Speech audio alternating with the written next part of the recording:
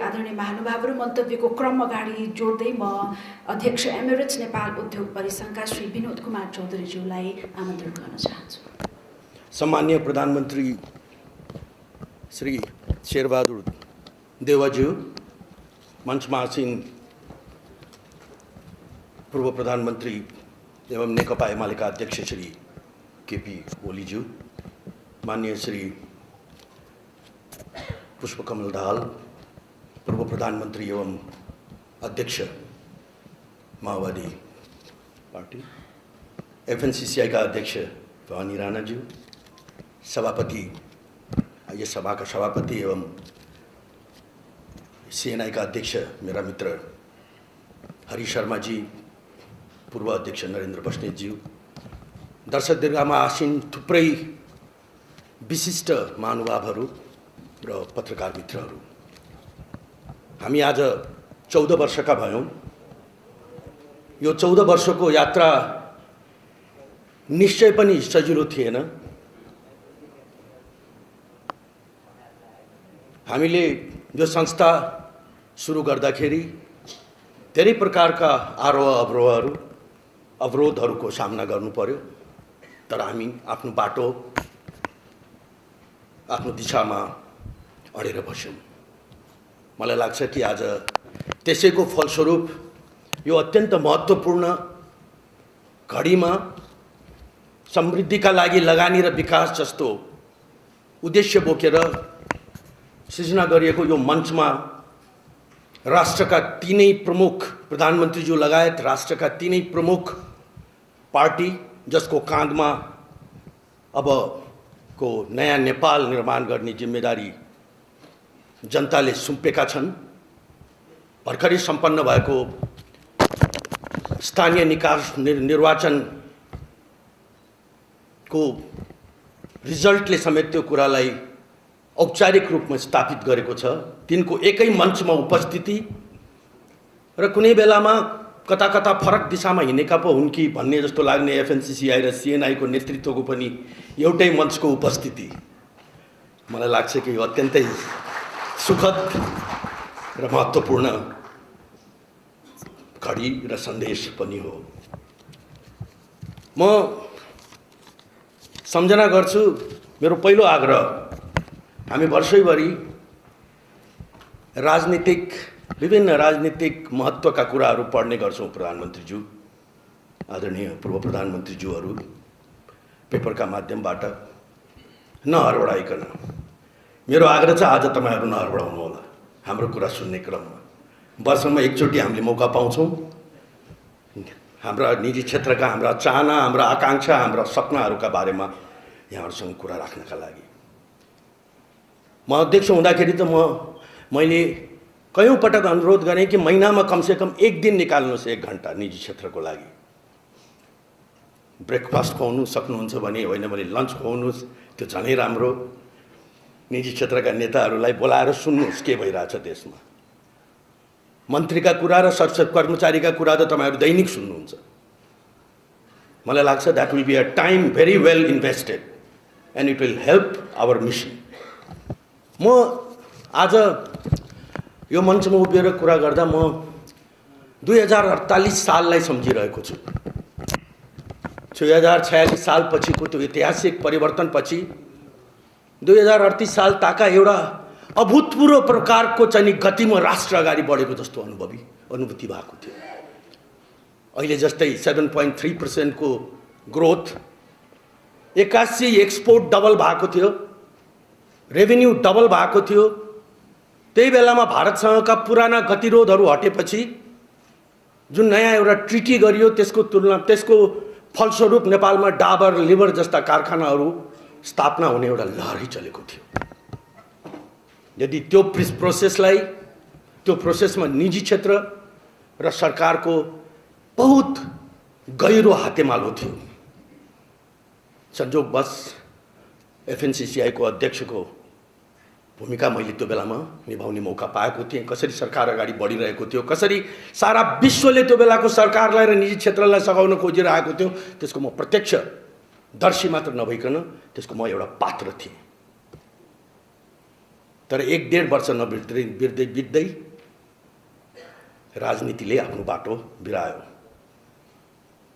त्यसपछि निरन्तर कहिले नरोकिने राजनीतिक उथलपुथलको फलस्वरूप गत 26 वर्षमा हामीले 25 वटा सरकार र गत 10 वर्षमा त 10 सरकार नै भोग्ने नियति राष्ट्रले।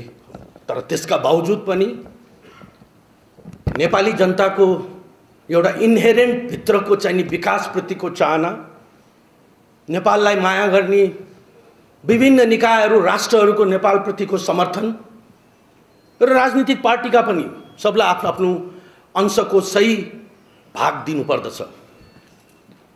यो परिवर्तनका बावजुद पनि यो राजनीतिक प्रक्रियालाई एउटा चाहिँ फर्मल च्यानलमा माओवादीको युद्ध लगायतलाई म्यानेज गरेर यो ठाउँमा पुर्याउन सक्दा त्यसका प्रशस्तै सकारात्मक सङ्केतहरू अहिले आएर देखिन थालेका छन्। त त्यस अर्थमा कता कता फेरि त्यो 48 सालको परिस्थिति फेरि बल्झिएको हो कि जस्तो अनुभूति हामीलाई हुन्छ। मभन्दा पहिला बोल्ने मेरा अध्यक्ष एफएनसीसीआईका अध्यक्षले समेत पनि त्यही कुराको इन्डिकेट गर्नुभयो। अहिले नेपाल विश्वको अत्यन्त तीव्र गतिमा विकासको बाटोमा ग्रोथमा अगाडि बढिरहेको 3टा मुलुकमध्ये एउटा परेको छ। आज डेभलपमेन्टका यदि हामीले कुरा गर्ने हो भने यो भर्खरै सम्पन्न भएको यो निर्वाचनकै दौरानमा, निर्वाचनको क्रममा र निर्वाचन भइसकेपछि जुन प्रकारका सङ्केतहरू हामी स्थानीय तहबाट देख्न थालेका छौँ, कता कता चाहिँ यी निर्वाचित यो नयाँ जोस र जाँगर यो 20 वर्षपछि जनताको हातमा पावर र जनताको हातमा राष्ट्रले प्रदान गरेको स्रोत आउँदाखेरि कता कता चाहिँ एउटा डेभलपमेन्टको लङ रेसको पो प्रारम्भ भएको हो कि जस्तो पनि अनुभूति। सबले स्मार्ट सिटीका कुरा गर्न थालेका छन्। म यो आफ्नो क्षेत्रमा यो गर्छु, ऊ क्षेत्रमा यो गर्छु, यो बनाउँछु र अब त अहिलेको संविधानले जुन अधिकार प्रदान गरेको छ ती निकायहरूलाई उनीहरूले कम्प्लेन गर्ने ठाउँ पनि छैन। स्थानीय निकायहरूको सञ्चालन समेत गर्ने अधिकार सम्पन्न अहिलेको निर्वाचित जो चाहिँ समाज र अब त्यसलाई झन् थप राज्यको निर्वाचन जुन होपफुली नेक्स्ट 4-5 महिनाको दौरानमा होला नै र त्यसपछिको संसदको निर्वाचनले झन् एउटा ठुलो छाप लगाउनेवाला छ। तर अहिले आएको यो जोसलाई, अहिलेको यो देखिएको यो एक प्रकारको विकासप्रतिको चाहिँ यो भनौँ न कता कता चाहिँ 48 सालपछि थाँतिरहेको यो जनताको सहभागितालाई र जनताले अहिले देखाएको यो अभूतपूर्व जोसलाई यदि सङ्गठित ढङ्गले पार्टीहरूले, राजनीतिको नामै प्रतिस्पर्धा हो, यो कुरा हामीले राम्रोसँग बुझेका छौँ प्रधानमन्त्रीज्यू, र प्रतिस्पर्धा हुनु पनि पर्दछ। तर यो विकासको मुद्दामा, डेभलपमेन्टका मुद्दामा अहिले यो 25 वर्षको यो तीव्र यो 25 वर्षका यी परिवर्तनका बावजुद मैले अघि पनि इन्डिकेट गरेँ, अघि साथीहरूले चाहिँ नि औद्योगिक क्षेत्रका कुरा गर्नु, 7वटा विकास क्षेत्रमा औद्योगिक क्षेत्र स्थापना गर्ने घोषणा भइसकेको छ। अघि एउटा साथीले भन्नुभयो 50 करोड रुपियाँ समेत हाम्रो खातामा पुगिसकेको छ। 2टा ठाउँमा 2टा स्टेटमा त औद्योगिक क्षेत्र चाहिँ यो स्थापना गर्नका लागि जग्गा समेत पास भइसकेको छ। 3000 मेगावाट भन्दा बढ्ता पावर प्रोजेक्ट्सहरूमा PPA साइन भइसकेको छ र 2300 भन्दा बढ्ता मेगावाटका पावर प्रोजेक्ट्सहरू अहिले कन्स्ट्रक्सनमा छन्। बुटवलदेखि लिएर पूर्वाञ्चलको वीरगञ्जको ICP को अगाडिको त्यो 6 लेनको बाटो हेर्दाखेरि, बुटवल, नेपालगञ्ज र सिमरा जस्ता ठाउँमा समेत खुलेका 5 स्टार होटेलहरू हेर्दाखेरि, बिहार र युपीबाट चाहिँ नि आफ्नो बिहाबारी व्रतबन्ध मनाउनका लागि चाहिँ एनिभर्सरी मनाउनका लागि आउने जनताको त्यो ओइरो हेर्दाखेरि कता कता हामीले त्यो बेलामा सपना गरेको नेपाल त अहिले पो सतहमा देखिनेछ। नेपाल सिमेन्टको क्षेत्रमा सेल्फ सफिसियन्ट हुने बाटोमा अगाडि बढिरहेको छ। म लामो लिस्ट यहाँहरूलाई भन्न सक्छु विकासका कति परियोजनाहरू चाहिँ विभिन्न तहमा, स्पेशल इकोनोमिक जोन्सको कुरा गरौँ कि 3 ठाउँमा railway link east to far वेस्टका अलग अलग चरणका कामहरू भइरहेका छन्। नयाँ रिङ रोड बन्ने क्रममा छ। 10 भन्दा बढी 5 स्टार होटेलहरू बन्दैछन्। तर यी सबै एकातिर हामी तस्बिर हेर्छौँ भने अर्कोतर्फ मुगलिङको बाटो 2 वर्षमा हामीले बनाउन नसक्दाखेरि वा कलङ्कीको कलम्कीको चाहिँ विडम्बनापूर्ण स्थिति हेर्दाखेरि रिङ रोडको बाटोमा मोटर गुडाउँदाखेरि बाघ अफिसबाट कार्यालय मलाई लाग्छ त्यही बाटोमा प्रधानमन्त्रीज्यूहरू पनि हिँड्नुहुन्छ। 5 वटा अगाडि पछाडि भए पनि ट्राफिक त्यही नै हो प्रधानमन्त्रीज्यू। अब यदि निरन्तर चाहिँ लिडरसिपको बावजुद, त्यो निरन्तर लिडरसिप मैले कुन अर्थमा भनेको भने 26 वर्षमा 25 वटा सरकार चेन्ज भयो भने कसैले पनि चाहेर पनि त्यो निरन्तरता दिन सकेन। र तपाईहरुको यदि भूमिका कुनै न कुनै रूपमा नभएको भए पनि यी विकासका योजनाहरू अगाडि तेर्सिने थिएनन्। र अलग अलग चरणमा यी विकासका कुराहरू यसरी अगाडि बढेको हामीले देख्न पाउने थिएनौँ। चाहे त्यो फास्ट ट्र्याकको रोडको कुरा होस् जुन अहिले भर्खरै आर्मीलाई जिम्मा दिएको छ, सुरुङ मार्गको कुरा होस्, तिनवटा त इन्टरनेसनल एयरपोर्ट बन्दैछन्, पोखरामा पनि बुटवलमा पनि, निजगढको टेन्डर हुने बाटोमा छ। यदि यसलाई साँच्चीकै सङ्गठित रूपमा तपाईहरुले, यो देशका प्रमुख पार्टीहरूले यदि यसलाई एक पुस दिनुभयो भने यो जुन काम 25 वर्षमा भयो 5 वर्षमा हुन सक्छ।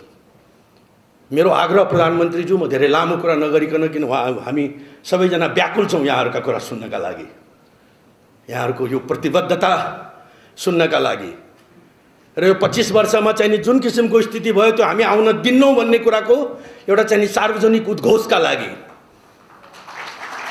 अबको यो 25 वर्षमा राष्ट्रले हासिल गरेको काम सायद हामीले भोगेका ती नियतिहरू नभोगेको भए सायद 5 वर्षमा हुन्थ्यो होला। त्यसैले अब हामीसँग समय कम छ, 5 वर्षमा गरेर देखाउँछु भन्ने कुराको प्रतिबद्धता सुन्नका लागि। त म यति नै भन्न चाहन्छु प्रधानमन्त्रीज्यू र आदरणीय पूर्व प्रधानमन्त्रीज्यूहरू, यहाँहरूको उपस्थितिलाई हामीले साह्रै नै एउटा महत्त्वपूर्ण ठोस एउटा पब्लिक स्टेटमेन्टका रूपमा लिएका छौँ कि हामी विकासका नाममा, विकासको एजेन्डामा, समृद्धिको एजेन्डामा हामी एक ठाउँमा उभिन्छौँ।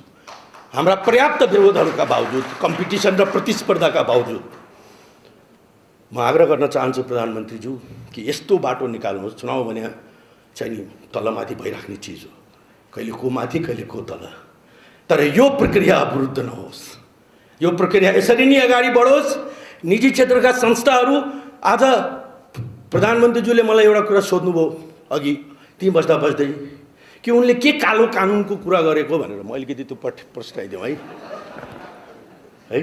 मैले भने के भने नेपालका अधिकांश कानुनहरूको तर्जुमा कसरी गरिया हुन्छ प्रधानमन्त्रीज्यू भने उद्योगपति व्यापारी जति चोर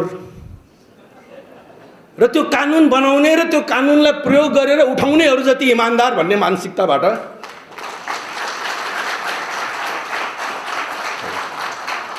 अब रोजै देखिने विभिन्न घटनाक्रम यदि हेर्ने हो भने को चोर को, त्यो त प्रश्न छ प्रधानमन्त्रीज्यू। त्यही काला कानुनको कुरो हरिजीले गर्नुभएको हो कि जस्तो मलाई लाग्छ। त्यसैले सबभन्दा पहिला त हामीले त्यो मानसिकता बदलौँ कि यो जमात जसको 70% लगानीले गर्दाखेरि मुलुकको यो आजको आर्थिक वृद्धि दर भएको छ हैन, त्यसमा केही अपवाद होलान्। जसरी ती अपवादहरू राजनीतिमा पनि छन्, ती अपवादहरू ब्युरोक्रेसीमा पनि छन्। त्यसलाई जेनरलाइज गरेर हेर्ने प्रवृत्तिलाई हामीले त्याग्नै पर्दछ र एउटा सकारात्मक सोचको धरातलमा उभिएर हामीले एउटा पोजिटिभ ग्रोथ ओरिएन्टेड चाहिँ एउटा चाहिँ इकोनोमिक र चाहिँ एउटा लिगल रिजिमको चाहिँ निर्माण गर्नुपर्दछ। अघि मैले स्थानीय निकायको जोस र चाहिँ एउटा नयाँदेखि अब यो विकासप्रतिको एउटा ठुलो चाहिँ एउटा पोजिटिभ कम्पिटिटिभ भावनाको मैले कुरा गरेँ। मलाई लाग्छ कि प्रधानमन्त्रीज्यू, आदरणीय अध्यक्षज्यूहरू, अहिले तपाईँहरूको अगाडि पनि र हाम्रो अगाडि पनि एउटा अर्को अत्यन्तै महत्त्वपूर्ण एजेन्डा के थपिएको छ भने यो 7 वटा स्टेटलाई कसरी बिजनेस फ्रेन्डली बनाउने, कसरी लगानी फ्रेन्डली बनाउने। अहिले कहीँ कता कता चाहिँ एउटा न्यू ब्रिड अफ ट्याक्स कलेक्टरहरू त जन्माएका छैनौँ हामीले निर्वाचनको माध्यमबाट भन्ने डर र भोलिको जस्तो हिजोको जस्तै फेरि चुङ्गीकर र खेलकुद जस्तो किसिमको परिस्थितिमा जनता फेरि उद्योगपति व्यापारी फेरि सडकमा उभिनु पर्यो त होइन भन्ने किसिमको डरले हामीलाई खान थालिसकेको छ। त त्यसलाई त्यो भन्छ नि रेन गर्ने, तिनीहरूलाई कन्ट्रोल गर्ने प्रधानमन्त्रीज्यूहरूको पनि, पार्टीका अध्यक्षज्यूहरूको पनि जिम्मेदारी हो भने हाम्रो पनि जिम्मेदारी हो कि उहाँहरूसँग सहकार्य गरेर उहाँहरूलाई हामीले कसरी बिजनेस फ्रेन्डली बनाउने। किन उहाँहरू पनि एउटा विकासको चाहना लिएर आउनु भएको छ, आफ्नो क्षेत्रमा केही गर्छु भनेर बाचा गरेर आउनु भएको छ, उहाँहरूलाई पनि रिसोर्स चाहिएको छ। त त्यो रिसोर्स स्टेटले दिने रिसोर्सका बावजुद ग्रोइङ बिजनेसको ग्रोथबाट, बिजनेस इकोनोमिक क्रियाकलापको ग्रोथबाट त्यो उनीहरूको चाहिँ नि त्यो विकासप्रतिको चाहनालाई सघाउ पुर्याउने काममा हामीले पनि त्यत्तिकै महत्त्वपूर्ण भूमिका खेल्नुपर्नेछ प्रधानमन्त्रीज्यू, र हामी त्यो भूमिकाप्रति चाहिँ सजग छौँ।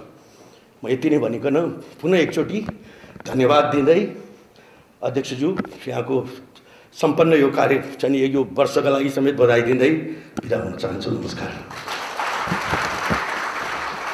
धेरै धन्यवाद।